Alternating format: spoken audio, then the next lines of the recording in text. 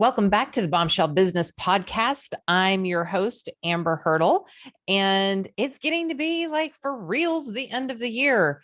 I know a lot of people are just kind of over it. It's, maybe it's better than 2020, but not exceptionally so. And I think people are ready to just have that refresh again. I mean, we've slogged through together. And even those of you who are listeners who had really great years financially, it still was difficult because I think of all of my friends in the vacation rental industry. It was, they killed it financially, but at the same time, just got run into the ground, had a hard time getting the right staffing levels. There were challenges with supply chain, just so many things. And we're still dealing with illness and all that put in a blender and it's what blah. So I think everybody's super pumped about having yet another fresh start. And let me tell you what, first of all, rock on that you survived another COVID year. Okay. I just want to give you a standing ovation. In fact, if you're on YouTube, let me get my actual clappers out. Hopefully that it pierces your ears if you're listening on any of your podcasting listening apps. So this is going to be, I think, a really great episode because it's what I have learned. It's what I have asked my clients to do, my coaching clients. And I think that it's going to be really helpful. So I just want you to think back. Remember when we were kids? And our parents be like, go clean out your toy box because we're going to donate the stuff at the bottom that you forgot you even had. We're going to clean out your toy box and we're going to donate those to the kids that don't have the same number of toys as you. And that way it'll make room in your toy box for all the new toys that Santa Claus is going to bring you.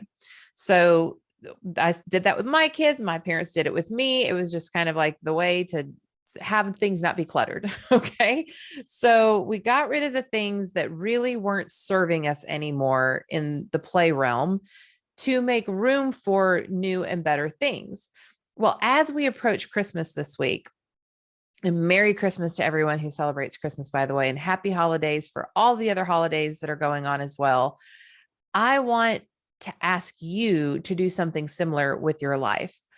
So in this episode, I'm going to suggest the 5 things you want to leave behind in the year 2021 so that you can make room in your life's toy box for new and better things. Okay.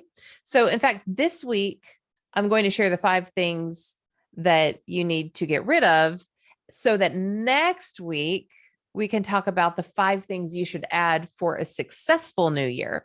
So, yep, this is a 2-part episode experience to prep for the new year. So are you ready? Let's go. All right. For those of you listening, I don't know if you can do that. If you can hear that, that's me rubbing my hands together. I'm ready to go for this. Here are the 5 things you would really do well to leave behind in 2021. Numero uno. Leave behind at least one person who takes energy away from you and doesn't give energy to you. I am a firm believer in 2-way streets. Now, I want to put a caveat on this. Relationships ebb and flow.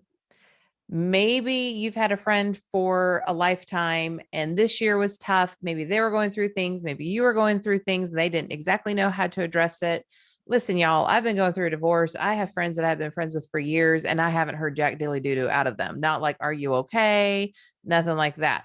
Am I going to ditch those friends for good? No, they probably just really don't understand what to even say. They're not self-aware. Maybe they're not, they don't consider themselves well-versed in dealing with that kind of thing. They don't know what to say. So, I'm not saying leave your people high and dry who have made significant contributions in other areas because of one little thing.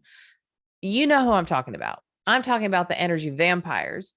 All they do is take from you and they never contribute to you. They're always asking, they're never giving. They're always telling you about their problems, but they're never really there for you unless it's about them or what they want or how they want things to go, then they're not interested in engaging with you. So those type of people, they got to go. All right. Because if you're spending time with them, you have no time to bring in new people, which we will talk about next week.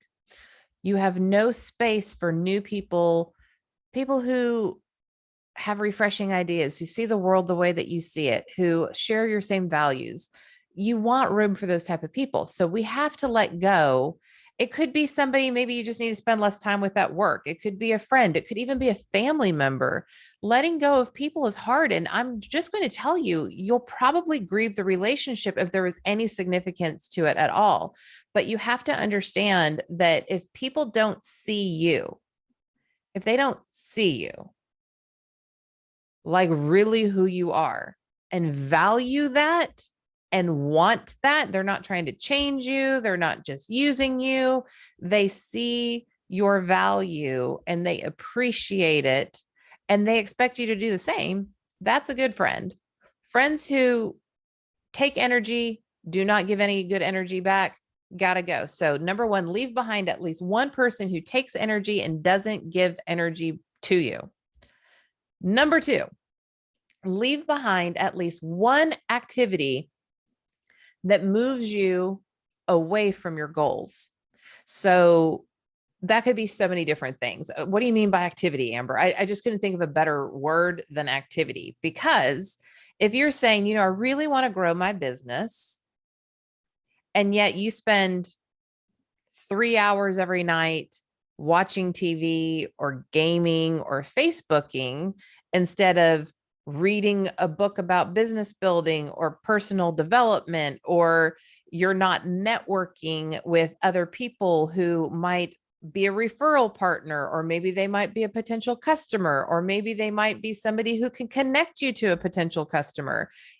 If you're taking up the space in your life repeatedly, now listen, I can go on a Kardashian binge with the best of them. Okay. So I'm not saying don't ever watch TV. That's horrible. Like, I'm not a big TV person personally, because I am so busy and I don't like to make space for that because there's so many other awesome things to do in this world. But I'm just saying, like, I'm not judging you if you need the break, the mind numbing break. But if your habit is every single night, or if your habit is, I hit the snooze button instead of going to the gym and I want to live a healthy life. If your habit is, I'm tired all of the time because I drink a half a bottle of wine every single night before I go to sleep, and so I don't have the energy that I want to do the fun things that my friends do, or grow my business, or be a better parent, or, get out in the dating scene, or whatever that looks like for you, whatever that thing is for you. If your goal is in jeopardy because of the activity that you do. And listen, we're not trying to boil the ocean here. Notice I said leave behind at least one thing. Just pick one, like baby steps. Come on, life's hard right now. It's hard for everybody. Adulting is like a whole new thing these days. So I want you to leave behind at least one activity that moves you away from your goals. And when I think about things, and when I'm asking my clients about, well, tell me about how you spend your day, when we're trying to get to why is this not happening? Tell me, what are you doing? Okay, well, now tell me about nothing about that goal. Tell me about how you're spending your time. Tell me about your morning routine. Tell me about how you get through the workday. Tell me about what your interruptions are. Tell me about what your after work routine is. Tell me about what your bedtime routine is. I want to know the whole thing, because every choice we make in life either moves us closer to our goals or it moves us away from our goals. And I can tell you right now that when I woke up this morning and I had a little bit too much champagne last night, I did not move closer to my goals today. I kind of got the bare minimum done. So again, I will never allow you to put me as a guru on the top of a mountain. Now, have I learned a lot, and do I have a lot to offer you? Absolutely. Am I still struggling deeply with the things that I teach? No, I'm definitely healed. I have experience. I have wisdom underneath my belt. Otherwise, I would not show up to this mic to talk to you, but I still have my moments. Okay. I am not perfect. So when I'm telling you, I'm eating my own cookies here, gluten-free cookies, of course. So, all right. So number one is leave behind at least one person who takes energy and doesn't give energy to you. Number two is leave behind at least one activity that moves you away from your goals. And then number three is leave behind at least one belief that has no evidence to support it. We're talking about limiting beliefs. We're talking about when Gertrude gets on your shoulder and goes, nyeh, nyeh, nyeh, nyeh, nyeh. Whatever it is that you put on replay, I will never be loved. I will never hit six figures. I will never be able to have a fit body. I will never have a relationship with my spouse like I want. I will never be the kind of mom that is XYZ or dad or whatever. Okay. There's so many stories that we tell ourselves. I will never be wealthy. I will never own whatever. Okay. These are the stories that we tell ourselves. And so what we do when we're trying to overcome limiting beliefs is we look for evidence. What evidence do you have to support that as truth? Most of the time, I think you will understand that the fastest way to shut up Gertrude is to discover there's no evidence. All right. So again, teen mom, knocked up at 16 years old, made totally poor choices. After that, really abused myself. And yet I have what I consider a very beautiful life. I have great relationships, despite some of the personal things that have gone on. Won't get into the details there, but I mean, I have longstanding relationships of friends that I've known since I was 4 years old. So I will not tell myself the story that I am incapable of having long-term relationships when the majority of my relationships are long-term and deep, wonderful relationships. Okay. So I want you to leave behind at least one belief that has no evidence to support it. All right. I know what mine is. What is yours? Number 4, leave behind at least one habit that keeps you from being your best. So this could be smoking. This could be overeating. This could be showing up to work late. It could be missing deadlines at work. It could be so many different things, but you know what your bad habits are. You know, the habits that you're like, if I could just get that under control, maybe you undereat, maybe you purge, maybe you skip routine maintenance on your car. And so you have car problems because it's always a crisis. There's, again, countless things. I want you to think about, what it is. I want you to think about what that thing is that keeps you from being your best. And when I say being your best, I mean, like, if you're over 18 and female, or identify as female, and you don't wash your face at night, take your makeup off, let me just give you one right there. Okay. Worst case scenario, keep some makeup wipes in your nightstand. At least do that much, but take care of your skin. Okay. That's a big, big thing for me. People are like, oh, you look so young. Well, when you put me next to a 25-year-old grown, beautiful woman, yeah, I look totally young because I'm 16 years older than my daughter. However, when people say things about my skin, I will just tell you I've taken care of it because I gave up the bad habit of falling asleep with my makeup on. Okay. So there's just one easy example. Obviously, you probably have much better ones than just that. And certainly we should look at things that are not just about physical appearance. Please, dear God, you are not put on this planet to lose weight and be skinny. And that's not your purpose in life. Okay. So when I'm going through all of these things, I want you to think about total joyful life, total abundant life, where you feel like you have the right environment to step into your full potential so that you can take all the groovy gifts that you have, everything that makes you unique and awesome in this lifetime, and share them with humanity. And that could just be in your community. That can be in the business that you own. That could be in the business that you lead in. It could be that you don't even lead. Maybe you're your frontline hourly employee, but you have impact in all of the different environments that you touch, whether that's volunteering, whether that's at home, whether that's at work, and your gifts can touch other people, they can help other people. And that connectivity of the collective, when we're able to do that, is what gives us joy. It gives us purpose in this life. We get why we wake up every day and what drives us. Okay. So whatever habit that is keeping you from really leaning into all of that has got to go. All right. So let's recap. For those of you who are driving or working out or whatever, number one is we want to leave behind at least one person who takes energy away and doesn't give energy to you. Number two is we want to leave behind at least one activity that moves you away from your goals. Number three is we want to leave behind at least one belief that has no evidence to support it. So we can be like, bye.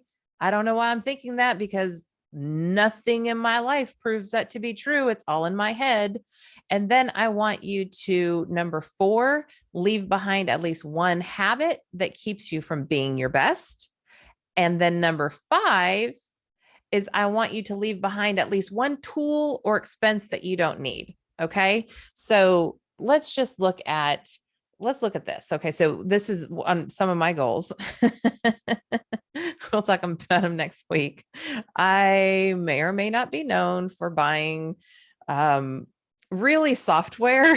I know my team's like, as Jean is editing this, she's like, as Shantae's listening, she's like, they know, like we had a big team meeting last night. We have people all over. And so multiple different time zones and everywhere from Florida to all over the Middle Tennessee area, Alabama. We got them in the Philippines. And so we had an all team meeting where everybody could come together.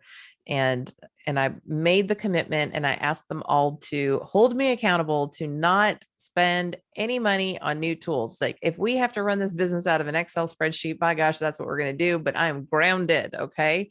And some of you are course addicts, that's cool.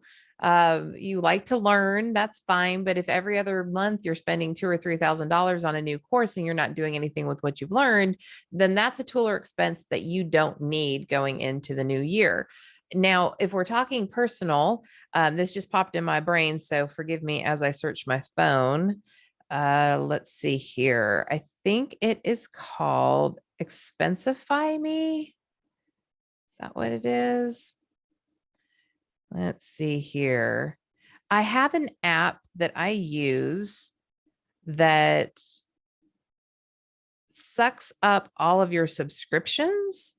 So the whole world is on subscription right now. Like everything is a membership or a subscription. And so sometimes we buy things and we forget that that's even something that we even pay for. So, in this would be like Netflix. It could be Hulu, Disney Plus. It could be, like I have Mercedes Me, so that I have my roadside assistance or whatever. It could be credit reporting. It could be anything that you use for your business. It could be email software. It could be Pandora. I mean, there's just so many different things that get sucked out of our account. It could be like an app that you use, or maybe like a food service that you used at one time, but then you never canceled it and you keep skipping meals. And then one time you forget, and then you have this food and you already went grocery shopping, a bunch of food goes bad. I mean, there's just so many easy ways to lose money. Gym membership. Are you going to the gym? Did you get a Peloton membership during COVID, but now you're going to the gym again and you're not actually using all of the different functions of the app? Think about, what are the tools that I need to be successful in 2022? Or if you're listening to this in the future, if we regurgitate this and put it back out there, whatever year that you're going into, do I need all of the tools and all of the expenses that are in my life right now in order to become who I want to become and accomplish what I want to accomplish in the new year? If not, get rid of it. Okay. So we've been doing that in the business, and we have, Shantae's got on her calendar to back up to make sure that everything that I canceled or she canceled actually cancels before the date that it's supposed to get charged again. So lots of follow up there. Sometimes it's not easy. Some of y'all know you signed up for something and then 5 emails later, it's still not canceled. And then you get charged again. So this is really a good time of year when you're traveling in a car or on a plane, or maybe you just have some downtime for once to just kind of look through that. And there's all different kinds of apps to figure out what type of subscriptions come out as long as you hook up your bank account and all that kind of stuff. So that's really important because A, we don't need the clutter. B, if you're not spending, let's just say you save $75 a month. Well, you could save $75 a month literally in a savings account, as opposed to it just going away for something that you don't use. And most of us probably have more than $75 a month that we are spending on things that we never use. Okay. So let's recap again. Number 1, leave behind at least one person who takes energy away and doesn't give energy to you. We want number 2 to leave behind at least one activity that moves you away from your goals. Number 3, we want to leave behind at least one belief that has no evidence to support it. Number 4, we want to leave behind at least one habit that keeps you from being your best. And number 5, I want you to leave behind at least one tool or expense that you do not use or that you no longer need. Think about if you did that. When you leave those 5 things behind, it will open up all kinds of space for the people and opportunities that align with your values, with your needs, whether those are business needs or personal needs or emotional needs, and also your life's goals. It's just going to open up all that space, the head space, the physical space, the emotional space, the time space. When you get rid of at least one thing in just 5 areas, listen, we're not boiling the ocean. I'm going to say it again. I just want you to pick one thing out of each category and be very intentional about being like, nope, you're not creeping up in this experience anymore. My new reality that I'm already going to speak into existence, the reality that I'm going to claim at the beginning of the year in anticipation of getting there by the end of this next year, you're not invited to that party. 5 things. Okay. This is super, super important. We have to take those toys from the bottom of the toy box that we haven't looked at in 8 months, or maybe even since the last Christmas when we threw them in there. If we don't take those things out, Santa Claus cannot find the room to bring us our new toys, our new blessings, our new way of being. Okay. Can I get an amen? Feel like I'm in church today. Need some Beyonce or something. Come on. All right. So if you can do those 5 things, I challenge you to email me, amber@amberhurdle.com, HURD as in dog, LE, amber@amberhurdle.com, hurdle like you would jump over a hurdle in an Olympic race, and tell me what your 5 things are. I would love to know. And I would love to encourage you. Love to. I know what my 5 things are. And in fact, I'm challenging everyone that I know, my team, everybody to find those 5 things as well. And then if you want to take it just a little bit of a step further, speaking of goals and making room for those goals to become a reality, I'm going to go ahead and leave up glamour goals at the stupid, ridiculous price. This is my 7-step goal setting system that is designed to activate your confidence, identify your major goals that you want to get done, and then chart an exact path to achieving them. So it's completely at your own pace. You can do it in a day or less. All right. This is not some long thing that you're never going to get to. And for now, I'm actually offering it for $39, which is ridiculous, instead of $99. So we did this challenge where we offered it for $39 at the end, but I'm just, I know that's like, I am the world's worst at using urgency or whatever for sales. Like, if you want it, you want it. I want you to have it. If you don't, fine, peace be with you, go figure out your goals some other way. But what I don't want to have happen is I don't want to get you to get to the end of next year and think, what happened again? Right? So if you do glamour goals, then you will have a plan and get serious about wrapping up your 22 with success. So when you get to the end of next year, you're going to be like, yep, okay. But every week, every quarter, you're going to have the opportunity to check in and make sure that you're doing the little small steps to get to those just very few big goals. Okay. We don't want to have a gajillion goals. I'm just, spoiler alert, if you have the Bombshell Business Bootcamp, or I'm sorry, the Bombshell Businesswoman, the book, and I think right now I just saw that it's not $14.99 right now. It's actually $9.99. They must have done some kind of like holiday pricing on Amazon. So you can get it for less than $10. And the Glamour Goals process is in there. You don't have all the worksheets and the videos and all that kind of stuff, but it's in there. So if you have my book, grab that. Listen, I'm not trying to take you $39. Okay. That can't even get the kind of bottle of wine I want. It's just that when you pay for something, you do invest in it. You take it seriously. So anyways, enough of the sales pitch. You can find that at amberhurdle.com/goals, amberhurdle.com/goals. That will be in the show notes. If you're looking for the show notes, then look for episode 107. And that's at amberhurdle.com/podcasts with an S.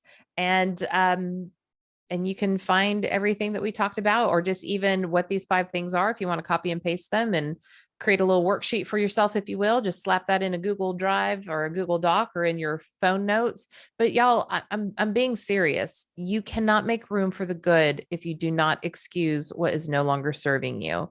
You don't have to do it with spite. You don't have to do it with animosity. If you're asking yourself to like really pick somebody in your life that you just need to step away from, you can do that and wish them well. You can do that from a place of love.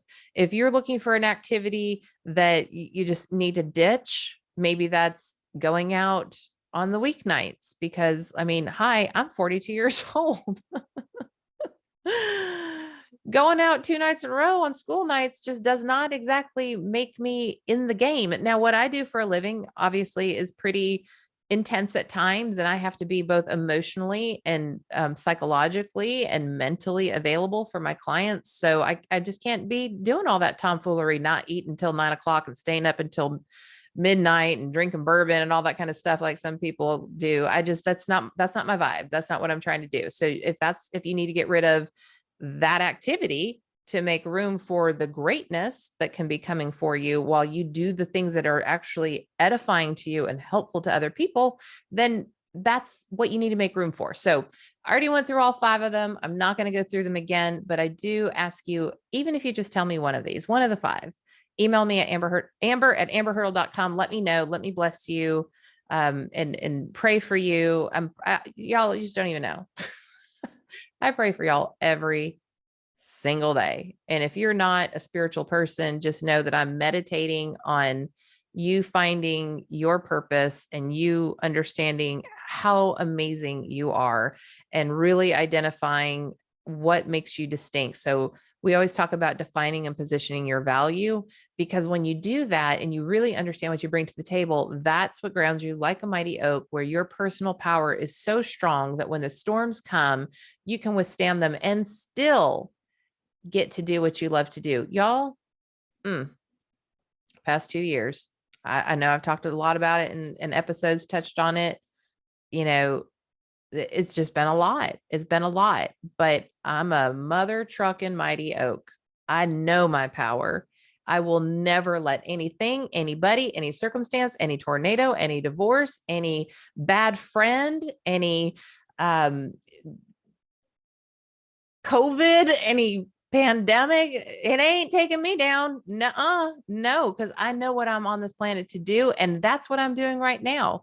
Speaking into this microphone, hopefully speaking life into you, taking stages, telling people how amazing they are, and giving them very practical ways to figuring this path out for themselves.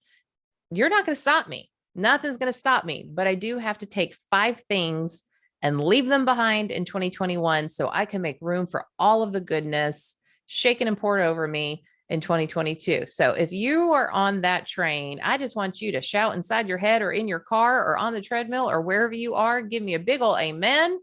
And next week, we will talk about the 5 things that you should do in order to make sure that you're going to have a very successful 2022. And I'm going to share with you the things that I set my mind to, the things that I identify before the new year to ensure that I'm going to have a successful new year. These are the things that I do to create a path and a purpose and a North Star, if you will, so that as I'm making choices throughout the year and as things happen to me, and most of the times when things happen to you, they're happening for you. That's what I believe.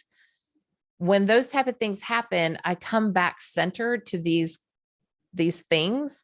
And I remind myself, I selected this, I selected that, I chose this, I chose that, because this is going to move me on my own path to becoming. And when we're all becoming and we're elevating to our highest selves, then we know that we're able to serve other people in a very compelling way. And that brings us great purpose. So Merry Christmas, happy holidays. I will see you next week talking about all the good things to replace these bad things with and to set your mind right. And I will see you on that next episode. Thanks for listening to the Bombshell Business Podcast. Visit amberhurdle.com for more resources like show notes, and check out thebombshellbusinesswoman.com to grab my book and download the free bonuses.